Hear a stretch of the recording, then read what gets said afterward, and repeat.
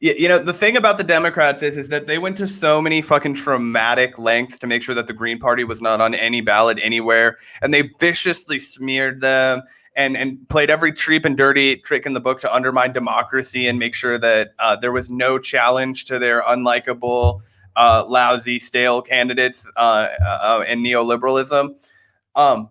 And as a result of that, largely the Green Party was absent from most people's ballots, right? Like if you voted in Kansas like Gavin and I did, you didn't see the Green Party, you didn't see anybody besides Jo Jorgensen, which was the Libertarian candidate. If I'm not, at least I didn't when I voted. I think they were on like 40 states ballots this time. So they still definitely had a path to 270, but they weren't on the ballots of several states that they were in 2016, like Kansas. Sure. So I think that, but either way, Jo Jorgensen and Spike Cohen, who was on our show a while back, they were on all 50 states. And one of the things that you constantly hear from Democrats is this like fear that the election is going to be stolen or spoiled or something like that. And it's never actually been an issue for the Democrats. Like, they always like to bring up Ralph Nader. Like Ralph Nader did not cost them Florida. Like, their own spinelessness cost them Florida in 2000.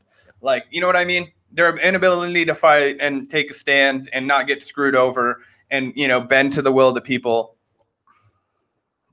But anyway, I think that it's almost funny in a way because of the way that the Democrats position themselves as these like great defenders of democracy, that even though Donald Trump will likely lose Georgia by the margin of votes or less that went to Jo Jorgensen, his obviously, anarcho-capitalist kind of perspective that would be typically attract Republican voters who didn't have that option. And I don't like the mental math that, these people would have gone to the Republican Party, like they probably just would have stayed home. Like the Republicans didn't earn their vote, just like, Joe Biden didn't earn their vote. However, it's interesting to see that that's not an argument that Donald Trump leached to. He didn't run and start trying to blame his loss in Georgia on Jo Jorgensen at all, from what I can see. Have you seen that? I haven't seen it at all. And it's shocking because, well, it's not shocking, but it is so ironic because, I think that it's undeniable that Jo Jorgensen did take a lot more of, conservative leaning voters than she did, liberal or progressive leaning voters. I remember on the election night stream, Joe Rogan disclosed that he voted for Jo Jorgensen. And Joe Rogan is the kind of person that I think could easily be, would normally probably be persuaded to vote maybe for Donald Trump or something. So, or maybe not. From Bernie Sanders endorsement to Jo Jorgensen. So that's a big ideological leap. And I think that's indicative of how voters vote.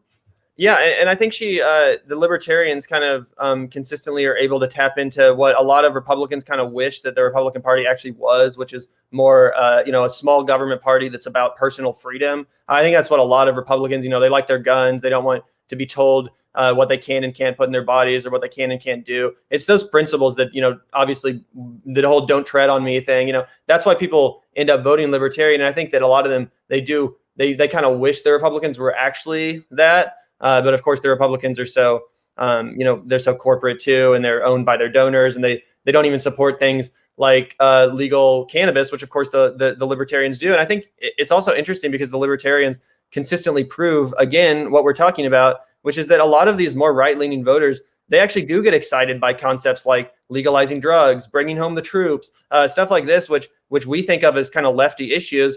But no, I mean, one of Jo Jorgensen's ads explicitly said defund the police. That was like one of her biggest ads, I remember. So that was actually one of the few moments where we actually, for a bit of time, like we agreed with Spike on a lot. That's where we found common ground. Yeah, and of course, the way they get to those conclusions is often far different than the way that people like me or you do. But the fact that they still tap into that same kind of populist energy, I think, proves that, again, just like the Democrats, the Republicans are also missing huge opportunities to really excite and inspire voters with real tangible promises, things like legalizing cannabis, things like bringing home our troops that actually would have a measurable impact on people's liberty and freedom, things that the Democrats and Republicans both pretend to be so in favor of. So, but yeah, what's ultimately interesting about this is that, if you buy into the logic of, the third party spoil vote or whatever, then I think you can say that Jo Jorgensen,